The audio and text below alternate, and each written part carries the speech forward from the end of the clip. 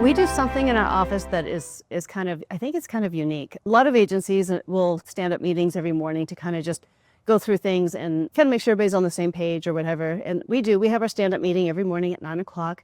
Our team meets as a whole. And because we have multiple locations, we do it over like a video call.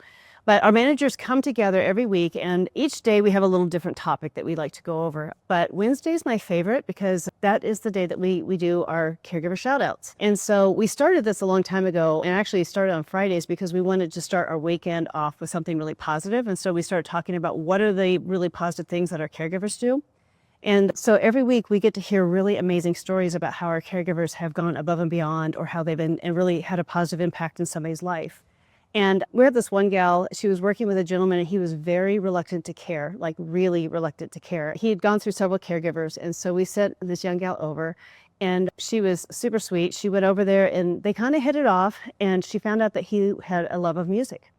And he did have some dementia and things, and he was becoming more and more forgetful. So she decided she took upon herself the following week to bring in her guitar. And we had one of our case managers come out to do a case management visit. And as she walked into this home, the two of them were singing as loud as they could to her guitar. And he was just laughing and just really enjoying his time. And so we went from somebody who was being very reluctant to having anybody in his home to really enjoying his day and having, again, that positive impact where it's not us coming in and forcing you to do things that you don't want to do. It's actually, we're coming in to engage with you. I mean, we've had so many that have been reluctant to care after just spending, we normally say, give us a week.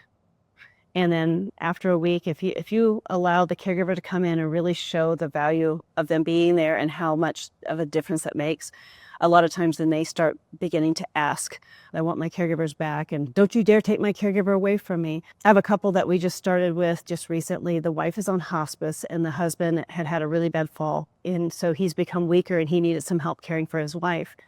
And initially when his daughter called, my dad is not going to go for this. He's not.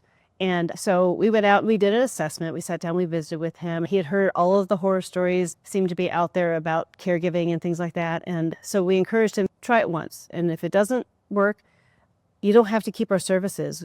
Just give us 24 hours notice that you don't want to continue the service so we can cancel the services.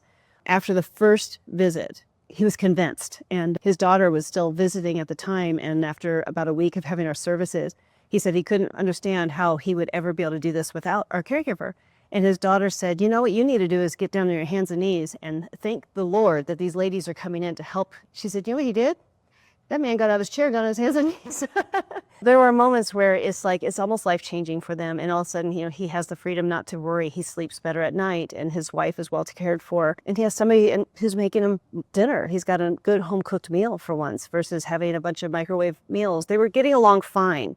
But again, it's that positive impact that made a difference in somebody else's life or impacting their lives.